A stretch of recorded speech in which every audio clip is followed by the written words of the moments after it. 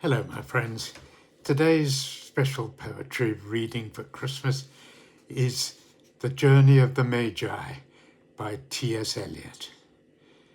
T.S. Eliot was an American poet who died in the middle of the 20th century. And he was an extraordinary man in so many ways. I always slightly smile when I see those photographs of him.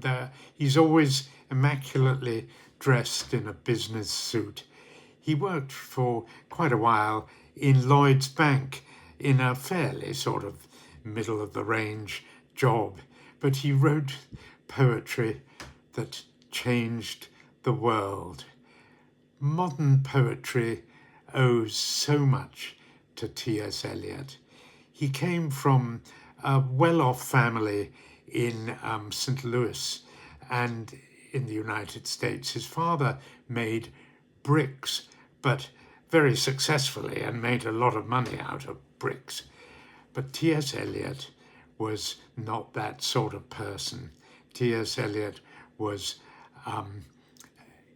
from an early age, a very sensitive child who loved beauty and poetry and culture, and he was not a doer, he was really a thinker and a dreamer.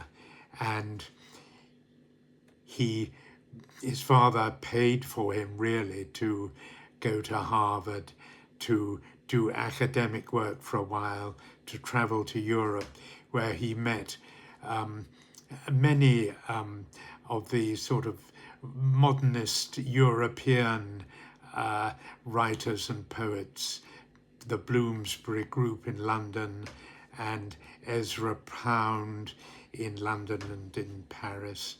And he was greatly affected by them, and he was such an intelligent man.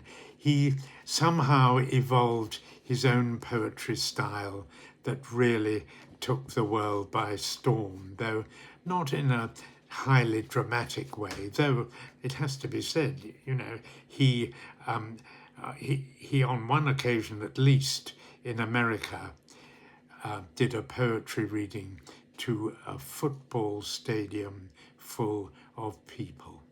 And you have to salute that. I mean, there are not many poets who read their work to an entire stadium full of people.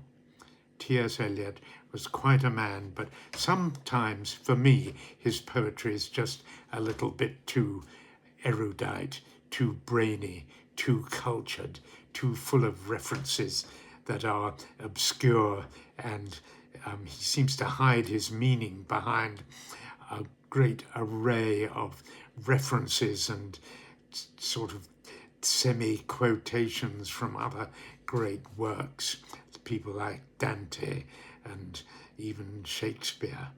But this poem, The Coming of the Magi, is a relatively simple poem, and I think it's one of his best. I'm going to read it and then maybe have a word about it. Here we are. A cold coming we had of it, just the worst time of the year for a journey, and such a long journey. The ways deep and the weather sharp, the very dead of winter. And the camels galled, sore-footed, refractory, lying down in the melting snow.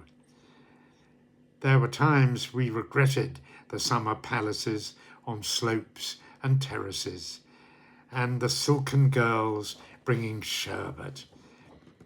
Then the camel men cursing and grumbling and running away and wanting their liquor and women, and the night fires going out and the lack of shelters, and the cities hostile and the towns unfriendly, and the villages dirty and charging high prices. A hard time we had of it. At the end, we preferred to travel all night, sleeping in snatches, with the voices singing in our ears saying that this was all folly. Then at dawn, we came to a temperate valley, wet below the snow line, smelling of vegetation, with a running stream and a watermill beating the darkness, and 3 trees on the low sky. And an old white horse galloped away in the meadow. Then we came to a tavern with vine leaves over the lintel, 6 hands at the open door dicing for pieces of silver, and feet kicking the empty wineskins. And there was no information, and so we continued, and arriving at evening, not a moment too soon, finding the place. It was, you may say, satisfactory. All this was a long time ago, I remember, and I'd do it again. But set down this. Were we led all that way for birth or death? There was a birth, certainly. We had evidence, and no doubt I had seen birth and death, but had thought they were different. This birth was hard and bitter agony for us, like death, our death.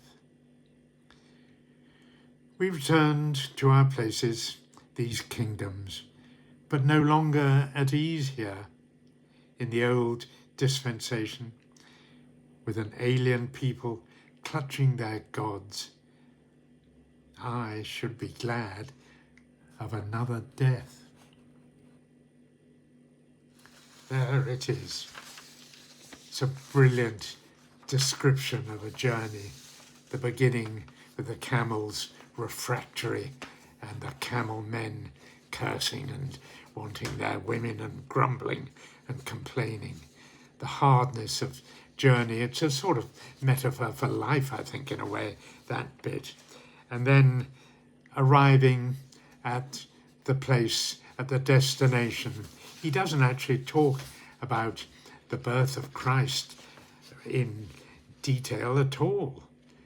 He's just giving us pointers to Christ's actual death, the 3 trees standing, and the men dicing just as they did at the crucifixion. And, that's typical Eliot, sort of alluding to things. And then the last 12 lines, where he talks about how the voice is obviously one of the 3 kings, and he talks about how they were affected by it. It was a long time ago, I remember, and I would do it again. But he's saying, you can't fail to be affected by this event. And then they returned to their kingdoms, an alien people clutching their gods. I should be glad of another death. You could think of this world today as an alien people clutching their gods of money and success and fame and all these things that are mortal desires, really. And it makes me think, maybe whatever you think of Christmas, and some people see it as a purely commercial or simply sort of an event of self-gratification and excess even. But whatever you think of it, it may affect you in ways that you don't quite expect. And if it has any effect on us, even if you just hear somebody saying sort of, we need to return to old values or something like that, then maybe Christmas has had some effect that you didn't expect. It makes me think of that famous saying by Niels Bohr, the Nobel Prize-winning physicist, about the horseshoe he had over his door. And people said to him, surely you don't believe in that. And he said something to the words to the effect of, you don't have to believe in something for it to work for you. You don't have to believe in a horseshoe. You don't have to believe in Christmas for it to have a beneficial effect on you. That's my message for today. Happy Christmas, everyone.